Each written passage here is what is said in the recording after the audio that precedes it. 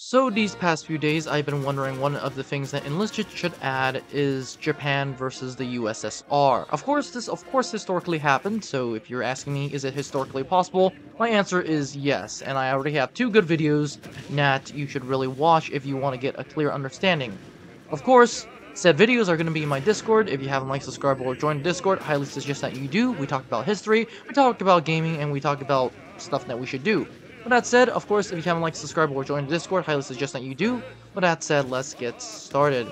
So, past few days, I've been looking at Enlisted forums, which is something we also do at the Discord, so once again, please join the Discord. But one of the things I really found out was that Enlisted was attempting to bring the USSR and Japan into one battle, as an experiment, and just as an interesting game. That is their official quote. Of course, Enlisted has also hinted at this multiple times before in some subtle ways, but overall, I do think it's a good idea, and honestly, I think a lot of the player base with the current merge think this is also a good idea. Not only because this is historically what happened, but Japan versus the USSR is actually kind of balanced, if you ask me. For one, the Japanese have a lot of good things. The Hei automatic rifle is one of the best, their machine guns is also one of the best, their tanks, the Ho-Ri production is one of the best, their planes is one of the best.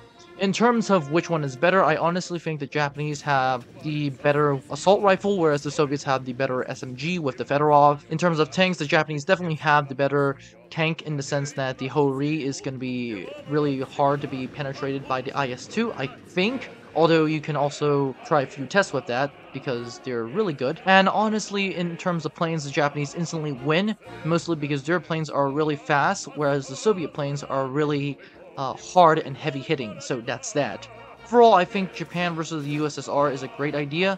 My personal thing is the fact that we should get a few new maps, although Enlisted has personally said that they're not interested in adding maps, which is essentially not the best in terms of my idea. I honestly wish that they should give us Manchuria for the late war, Khalkhin Gol for the early war, and if we're lucky enough, they should give us the Coral Islands in the late war, which is essentially what actually happened historically. During the start of September of 1939, which is when World War II started, the Khalkhin Gol campaign was coming to an end, or should you say, if you're Japanese, the Normanhan campaign, which was essentially the border conflict between the USSR and Japan, which back then, a very unknown general in the Soviet Union, who later became very well known, called Georgy Zhukov, defeated the Japanese army at Khalkhin Gol. Very famous battle and very unknown for a lot of historians and people alike. But that essentially what caused the Japanese not to go and support the Germans during their Operation Barbarossa. And once again, after the fall of Königsberg, I believe, the Soviet Union went on the full offensive against the Japanese in Manchuria and all the way to the Coral Islands. So that's that.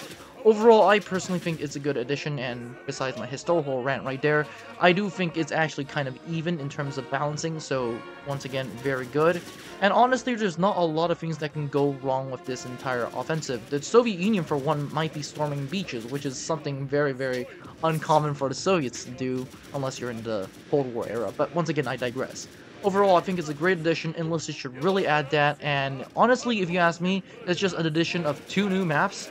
One early, hopefully they give us Khalkhin Gol, and one late, once again, hopefully they give us either Manchuria or the Coral Islands. My personal favorite is the Coral Islands, mostly because, well, the Soviet Union gets to land on the beaches.